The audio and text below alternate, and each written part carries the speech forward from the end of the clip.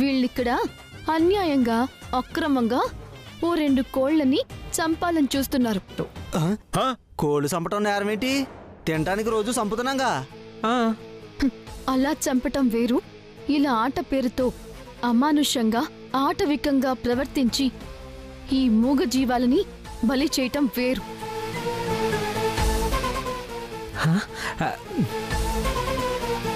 ఇదిగో మామలు బాబాయిలు, చివరిసారిగా చెప్తున్నా, ఈ కోళ్ల పందెం ఆపితే సరి, లేదంటే నా వెనకాల జనాల్ని చూశారుగా, నిమిషంలో రామదండులా వచ్చి రచ్చ రంబోలా చేస్తారు.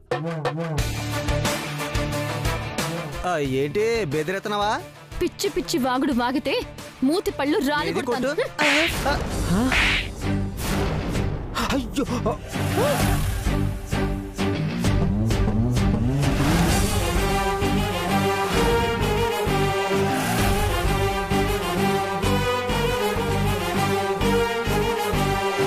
అయ్యో బాబోయ్, ఇది అసలు సత్యభామేనా? కాదు కాదు, చిట్టెమ్మ. నన్నే కొడతావా? కొట్టడం కాదు, మూగ జీవాల జోలికొస్తే ప్రాణం తీస్తా. ఇప్పటిదాకా నాకంటే వయసులో పెద్దాళ్ళు కదా అని మంచిగా మర్యాదగా చెప్పి చూశాను. కానీ మీరు వినే రకాలు కాదు అని అర్థమైంది. పిన్నులు, అత్తలు చూస్తారేంటి? ఈ వెధవలు ఇక్కడి నుంచి పారిపోయేదాకా తరిమి తరిమి కొట్టండి. నువ్వు చెప్పాక మేము ఆగుతామా ఏంటమ్మా? ఏసండి ఎదవల్ని.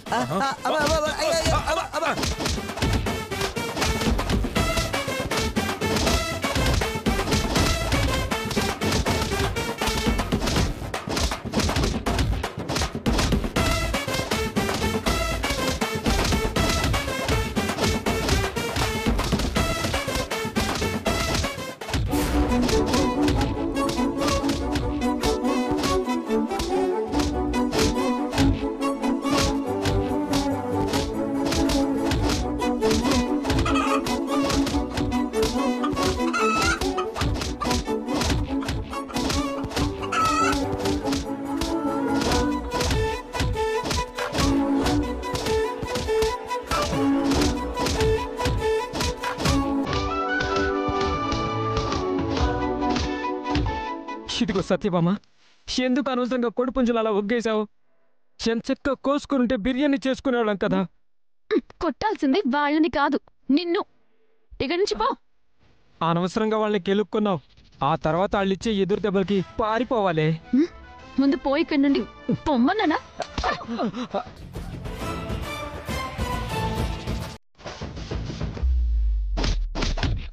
పిన్నులు, అత్తలు ఆపండి.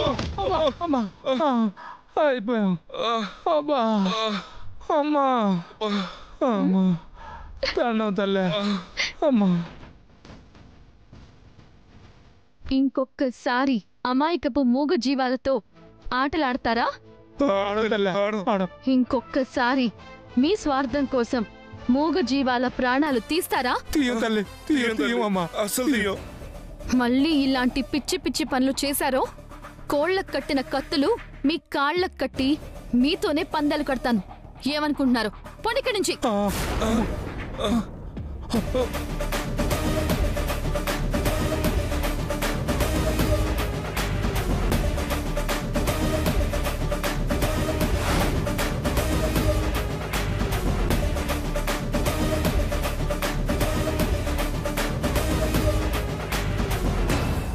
ఓరి నాయనో, దీని కోపం, పౌరుషం, ప్రతాపం చూస్తుంటే అచ్చుగుద్దినట్టు చిట్టి నోట్లో నుంచి ఊడిపడినట్టుంది. సాధ్యమైనంత వరకు దీన్ని కంట్రోల్లో పెట్టాలి, లేదంటే నా చెయ్యి దాటిపోయే ప్రమాదం ఉంది.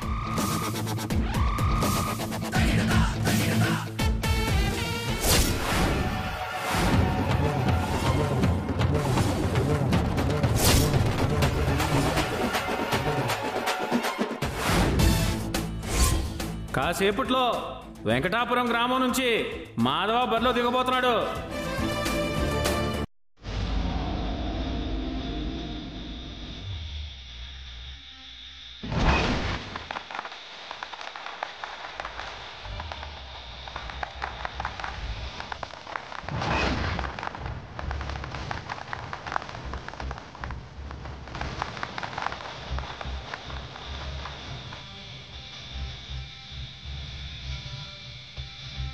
వెంకటాపురం మాధవ్ అంటే వాడే. మహా పొగరుబోతు, తలబిరుసు వెదవా. అంత పొగరబోతా? అవును. ఇప్పుడు నరసింహపురం నుంచి కాట్రాజు బరిలో దిగబోతున్నాడు.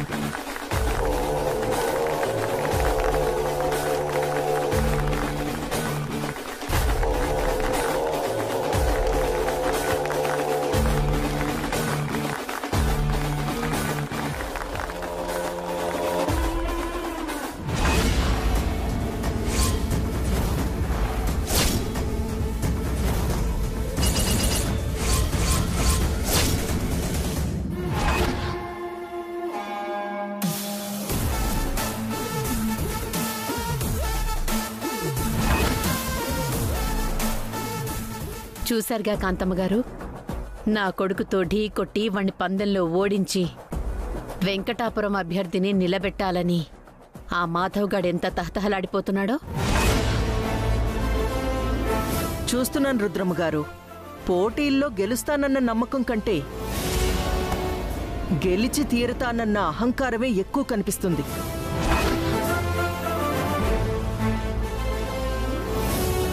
కాట్రాజు మీద గెలవాలంటే 100 జన్మలెత్తాలి.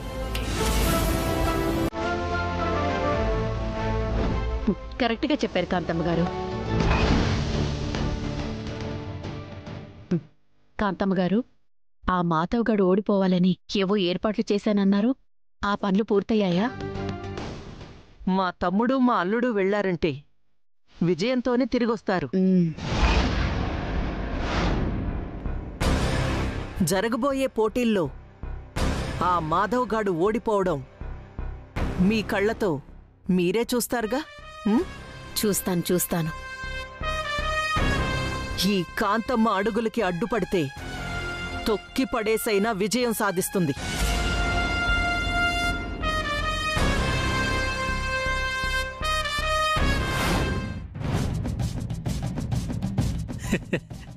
అదిరా, వాడు నా కొడుకంటే ఈరోజు జరగబోయే పోటీలో వాడిదే విజయం.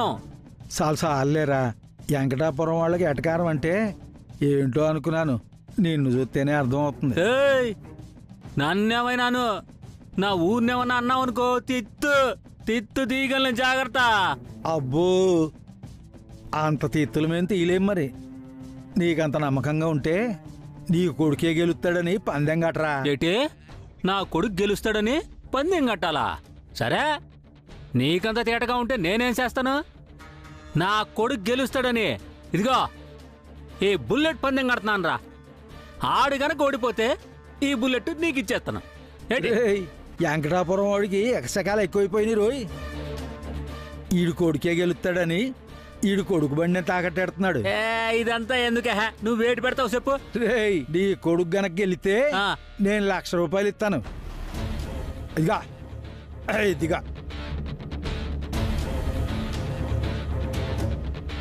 సరే చూద్దాం. ఇంకా సేపట్లో పోటీ మొదలవుతుంది కదా, అందులో నా కొడుకు గెలిచాడే అనుకో, ఈ 1,00,000 రూపాయలు నాయి. ఓడాడనుకో, ఈ బండి నీది. విన్నావా? ఇంకా సేపట్లో వెంకటాపురం వాడికి నరసింహపురం వాడికి పోటీ జరగబోతుంది. ఇందులో మన కాట్రాజు గెలిచాడనుకో, ఈ బండి మనది. మాధవ్ గెలిచాడనుకో, ఈ 1,00,000 ఆడిది. సోదాపరహ, ఇదిగో ఈ 1,00,000 ఈ బండి తాళం నీ దగ్గర పెట్టుకో. పోటీ పూర్తయ్యాక నేను తీసుకుంటాను. నీ కొడుకు మీద ఎంత నమ్మకంరా? ఆడిట్లాంటి పందాలు ఒంటి చేత్తో గెలిచాడా. మీ నరసింహపురం వాళ్ళకి బొమ్మ చూపించేస్తాడు. రెడీగా ఉండండి.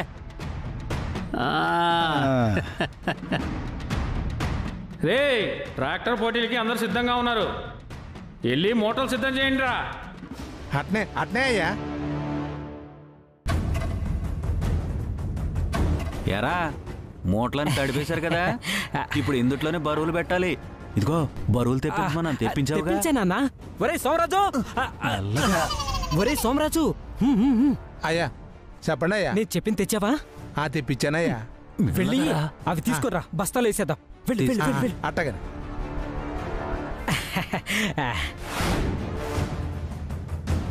చెరా ఇదేనా? ఈయన తీయే. అబ్బబ్బబ్బబ్బా, మామూలుగాని 50 కిలోల మూట ఉంటది, అందులో గాని ఇంకో 20 కిలోలు రాళ్ళు ఎట్టేసామనుకో, ఆ మాధవ్ గాడు మొయ్యలేక నడు విరిగి సత్తాడ్రా. అవును నాన్నోయ్, 50 కేజీలంటే ఈజీగా ఎత్తేస్తాడు గాని 70-80 కిలోలంటే లేపడానికి చాలా టైం పట్టుద్ది. ఈ లోపు మన కాటరాజు గారు వీరుళ్ళ వెళ్ళి కప్పెట్టుకొచ్చేస్తాడు అంతే. అవునరా కొడక, ఇంకెందుకు ఆలస్యం, ఈ రాళ్ళని మూటలోకి ఎక్కించేయి. అలాగే నాన్న. తొందరగా కానీరా. ఎక్కించేయండి. వెయ్యి వెయ్యి.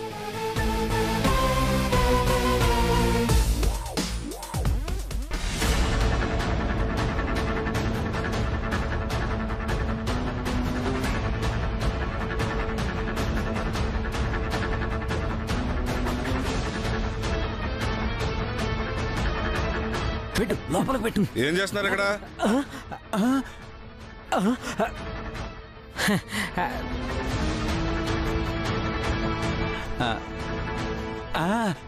మిమ్మల్ని డబ్బుతో సన్మానిద్దామని ఈ ఏర్పాట్లు చేస్తున్నాం. డబ్బేంటి?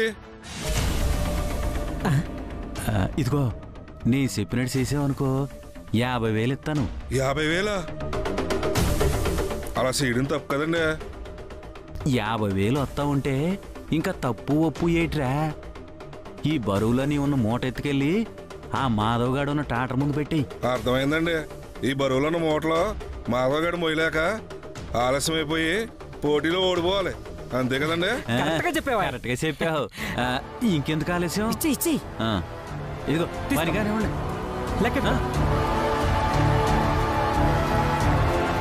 ఇంకెందుకు ఆలస్యం? కానీ తీసుకెళ్ళిపెట్టు. పద పద. అమ్మయ్య, అక్క చెప్పినట్టు చేసేసాం. ఇక మాధవ్ గడు ఓడిపోయినట్టే.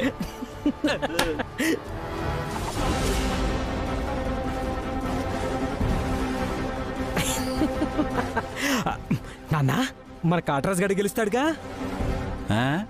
ఇంకా అనుమానం ఏంట్రా? ఆ మాధవ్ గాడేమన్నా దేవుడేట్రా? ఆ 80 కిలోల బరువు మోసేసి ఈ విజయం సాధించడానికి.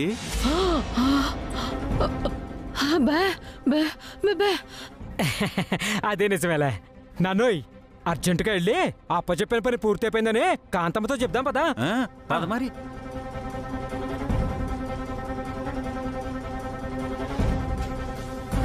అమ్మో, నా మనవణ్ణి మోసం చేస్తున్నారు. మోసంతో గెలవాలనుకుంటున్నారు. అర్జెంటుగా ఈ విషయం భాస్కర్ గాడికి చెప్పాలి. మా ఊరి పరువు నిలబెట్టాలి. బెబ్బే బెబ్బే.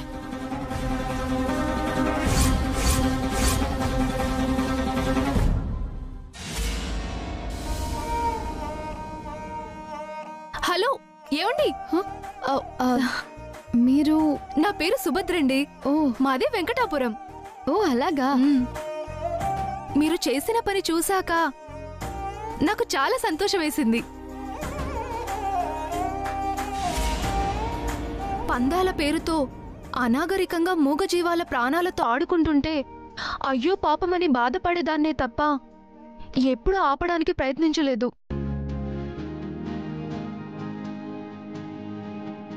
కానీ మీరు ఎంతో ధైర్యంగా ఈ పందాల పిచ్చివాళ్ళని ఎదిరించి మరీ ఆ మూగజీవాల్ని కాపాడారు. ఏది ఏమైనా చాలా గొప్ప పని చేశారండి. నాకు జంతువులంటే ఎంతో ప్రేమండి. ఈ ప్రపంచంలో తిడితే తిరిగి తిట్టలేనివి, కొడితే తిరిగి కొట్టలేనివి ఆ మూగజీవాలు మాత్రమేనండి. మనకి బలం ఉంది, తెలివుంది అన్న అహంకారంతో ఎవరైనా వాటికి కీడు కలిగించాలని చూస్తే మాత్రం ఎంత దూరమైనా వెళ్తాను, ఎంతకైనా తెగిస్తాను. ఇదేంటి, ఎవరో పక్కూరు దాంతో మాట్లాడుతున్నట్టుంది. ఇక్కడింతమంది పెద్దవాళ్లుంటే వీళ్ళందర్నీ వదిలేసి పనికి మాలిన ఊరి జనాలతో తిరుగుతూ నా పరువు తీస్తుంది. ఎన్నిసార్లు చెప్పినా ఇది మాత్రం మారదు. ఛ! తిరణాలంతా చూసారా? లేదండి, చూడాలి. రండి, మీకు ముగ్గుల పోటీలు చూపిస్తాను. ముగ్గుల పోటీలా? ఎక్కడా? అదిగో అటువైపు ఉంటాయి, చూద్దాం. పదండి పదండి.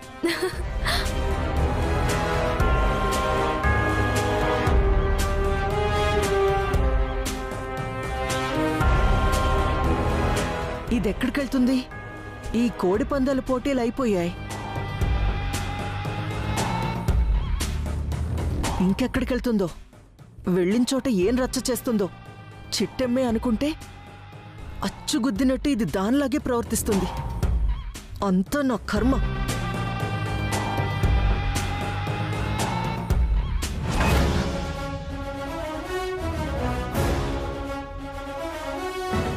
రే, కాసేపట్లో పోటీలు మొదలవబోతున్నాయి.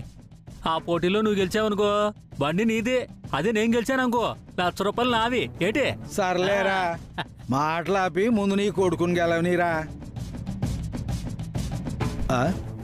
రే భాస్కర్, ఏంట్రా మీ అమ్మ అలా పరిగెత్తుకొస్తుంది?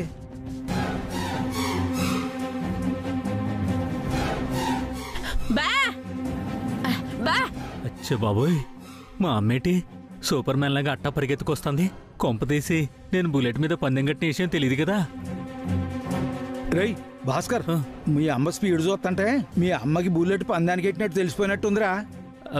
అవును రోయ్, మా అమ్మ స్పీడ్ చూస్తుంటే అట్టాగే ఉంది. పొరపాటును దొరికాననుకో కింద పడేసి కుమ్మేస్తుందిరా. బాబోయ్, సచ్చినా మా అమ్మ కంట పడకూడదు. పడ్డాను ఖచ్చితంగా సస్తాను. మీరు చూస్తా ఉండండి, ఇప్పుడే వస్తాను. తప్పుకోరా.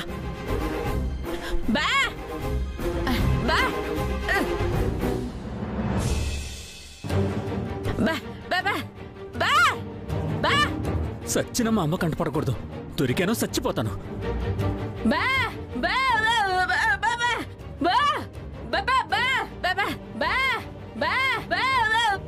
ఓ కోకిలమ్మ, మీ అబ్బాయి ఏమి బుల్లెట్ పందెం కట్టలేదు.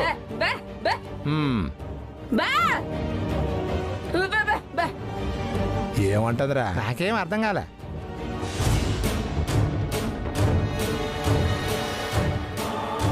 అందరూ ట్రాక్టర్లు ఎక్కాలి.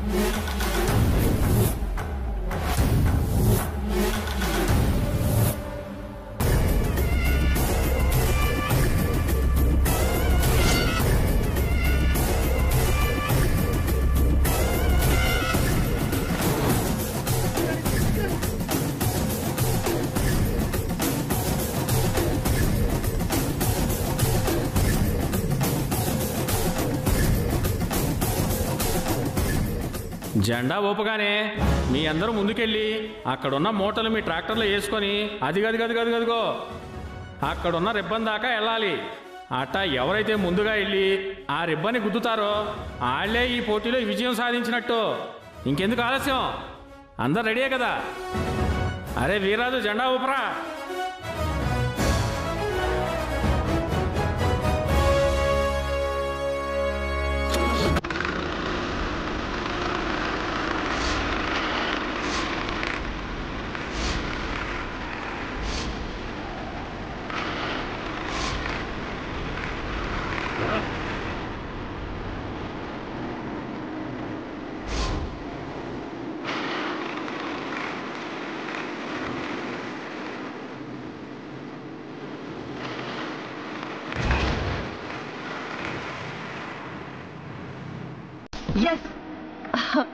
అదే స్పీడ్, అదే ఓటే కంటిన్యూ చేయి.